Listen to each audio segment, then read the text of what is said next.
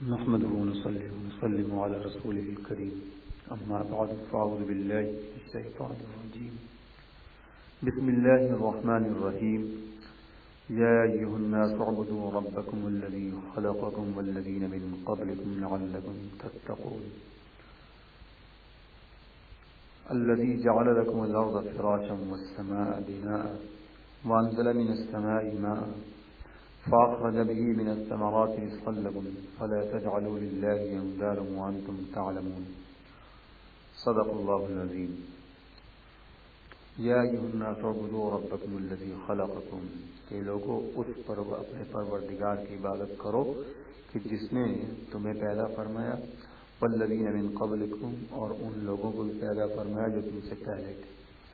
لعلکم تتقون تاکہ تم متقی بن جاؤ الذی جعل لکم الارض فراشا وہ تمہارا رب کہ جس نے تمہارے لیے زمین کو بچھونا بنایا والسماء بناء اور آسمان کو چھت بنایا وانزل من السماء ماء اور آسمان سے پانی برسایا فاخرج به من الثمرات تو اس سے نکالے پھل رزقا لکم تمہاری غذا کے لیے فلا تجعلوا للہ اندادا تو اللہ کے لیے شریک مت ٹھہراؤ وانتم تعلمون حالانکہ تم جانتے ہو۔ اس آیہ کریمہ کی تفصیل اور بڑی شرح کے ساتھ گفتگو پچھلی نشست میں ہو چکی ہے۔ اس تفسیر کا اور اس آیت میں جو مضمون بیان ہو رہا ہے اس کا خلاصہ کچھ یہ ہے کہ اللہ رب العزت نے اس آیت میں یہ حکم دیا کہ تم اپنے پروردگار کی بندگی کرو اور اس کی عبادت کرو کہ جو عبادت کے لائق ہے اور اسی کو اپنا معبود مانو کہ جو عبادت اور بندگی کا حقدار ہے اور عبادت اور بندگی کا حقدار وہی ہو سکتا ہے جو قدرت والا ہو اور جو عظمت والا ہو۔ تو عظمت اور قدرت والا وہی ہے کہ جس نے تمہیں پیدا فرمایا ہے، وہی تمہارا معبود ہے اور وہی معبود ہونے کا حق رکھتا ہے۔ معبود ہونے کا حق وہ نہیں رکھتے کہ جن کو تم نے اپنے وہم میں اور تم نے اپنے خیال میں سمجھ لیا ہے، تو وہ تمہارے وہمی اور خیالی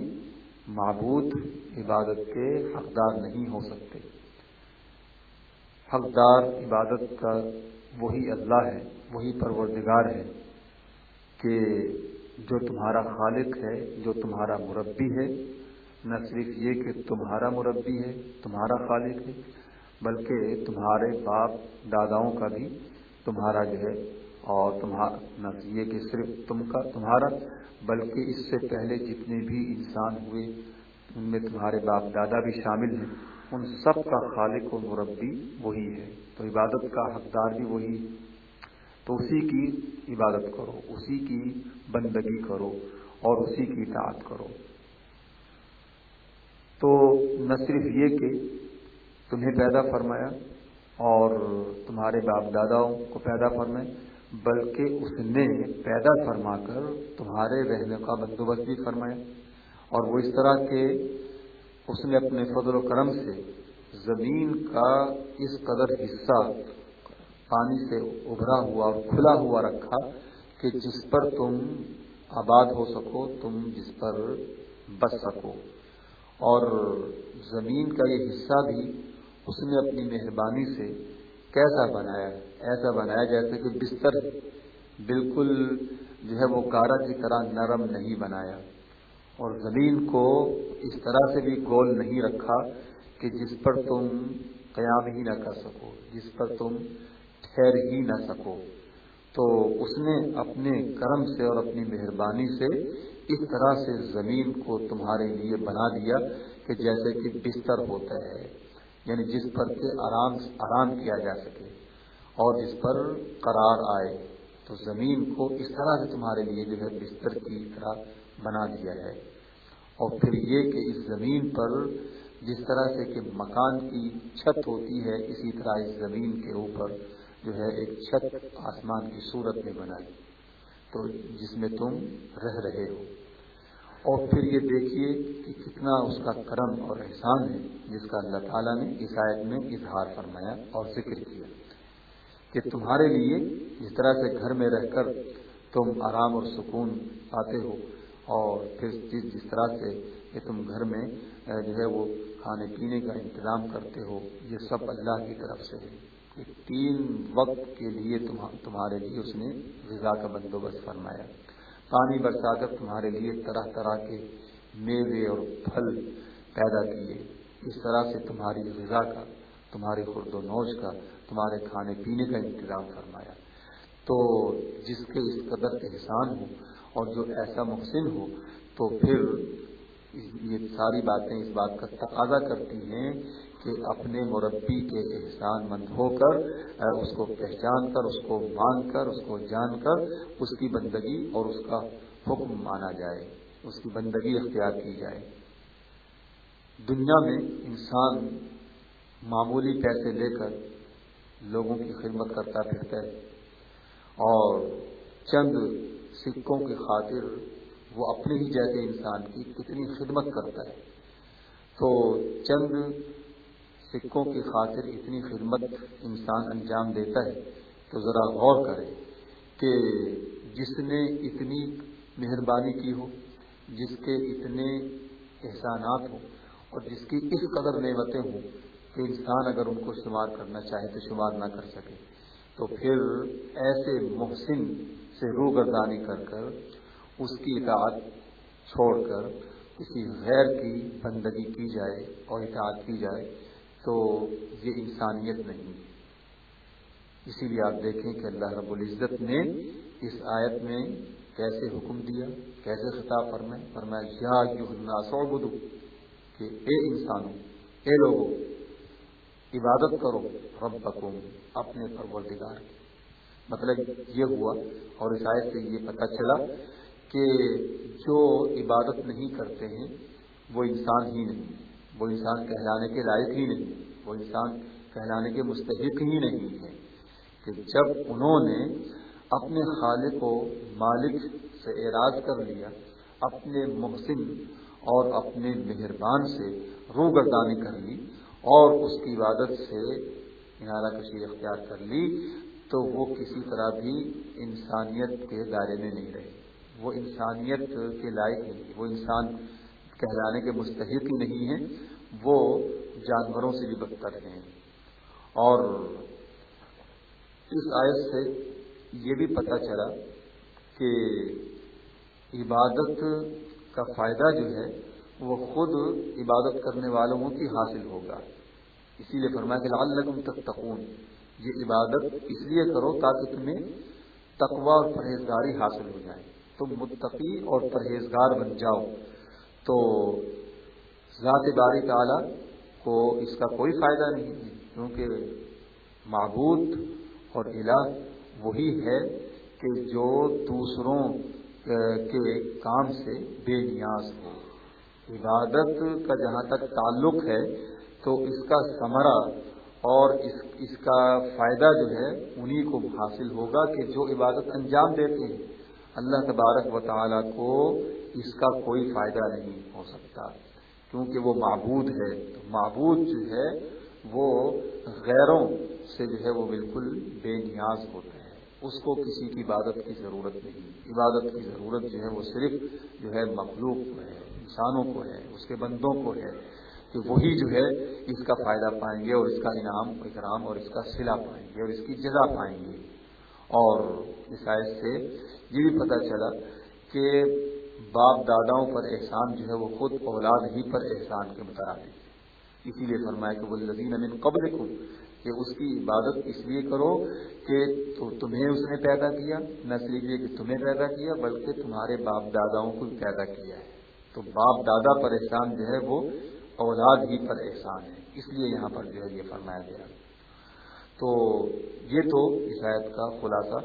اور اس تفسیر کا جو ہے وہ یعنی خلاصہ میں نے عرض کیا ہے. ویسے صوفیاء کرام یہاں اس آیت کے تحت بھی بڑی اچھی بات فرما رہے ہیں اور فرماتے ہیں کہ عبادت کا انجام دینا جو ہے وہ انسان پر بڑا شاق گزرتا ہے.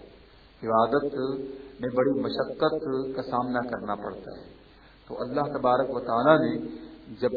اپنی عبادت کا حکم دیا تو کس انداز سے حکم دیا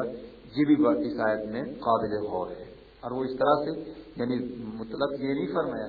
اور ابتدا یہاں سے نہیں فرمائی کہ او بدو کہ میری عبادت کرو، اپنے پروردگار کی عبادت کرو،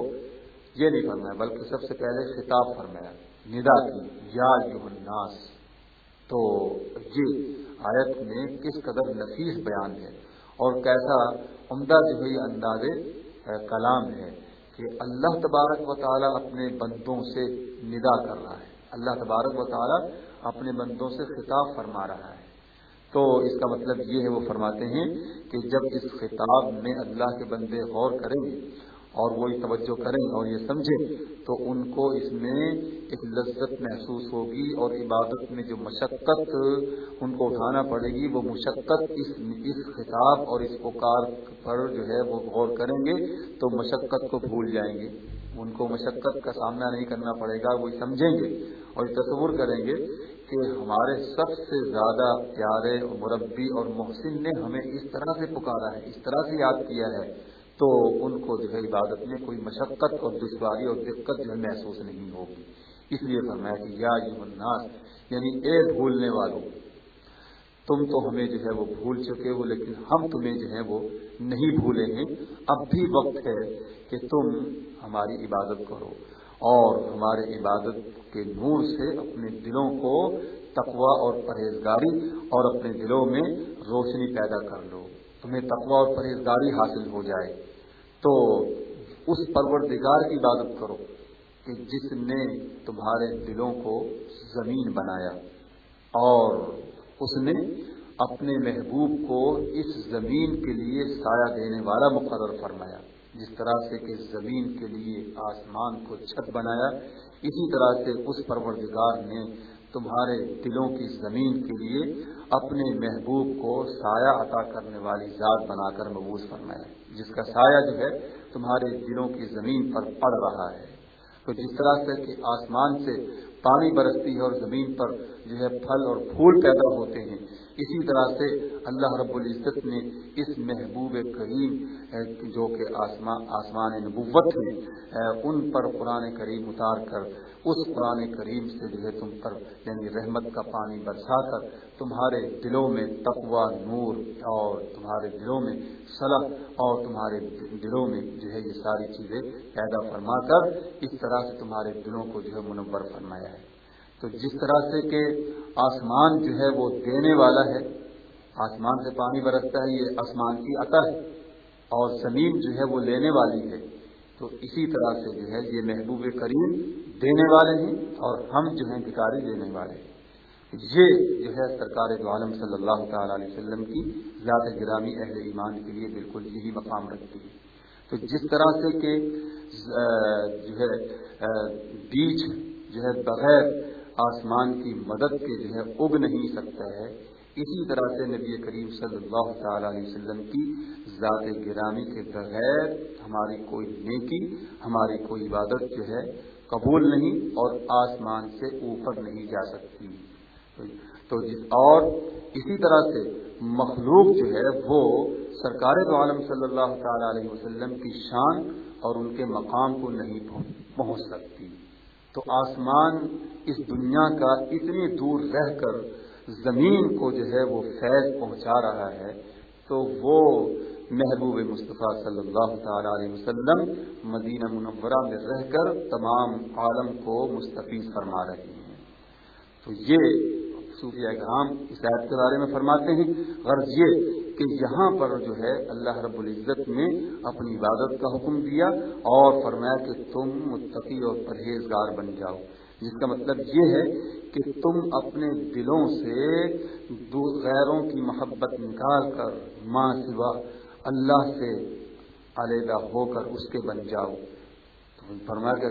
تم ہماری عبادت کرو کہ جس نے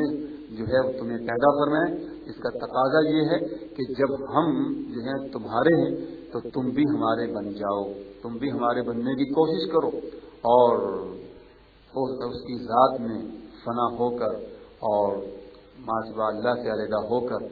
تقوی اور پرہیزگاری اور متقی اور پرہیزگار تم اس طرح سے بن جاؤ کہ پھر تمہارے دلوں میں اس کی محبت کے علاوہ کسی غیر کی محبت جو ہے وہ نہ آنے پائے۔ حضرت علامہ شبلی رحمۃ اللہ تعالی علیہ ایک مرتبہ قیامت کے بارے میں اپنے جو ہے وہ حاضرین سے خطاب فرما رہے تھے کہ حساب و کتاب سخت ہوگا، قیامت میں یہ ہولناکی ہوگی، اس طرح سے جو ہے وہ قیامت کا منظر ہوگا،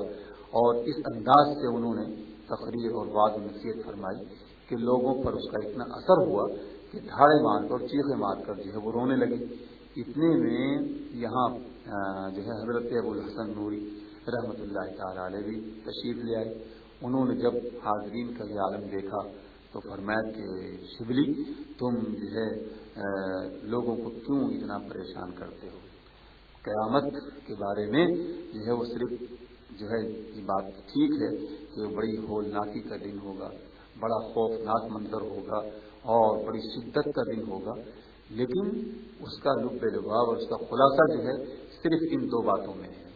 کہ ان دو باتوں کے بارے میں غور کر لیا جائے اور اس کے مطابق عمل کیا جائے تو انشاءاللہ قیامت کی ہولناکی سے اللہ تعالیٰ محفوظ فرمائے گا۔ تو فرمایا کہ بس یہ دیکھ لو کہ من ترابودم تو کرابودی، اللہ تعالیٰ یہ فرمائے گا ہم تو تمہارے تھے،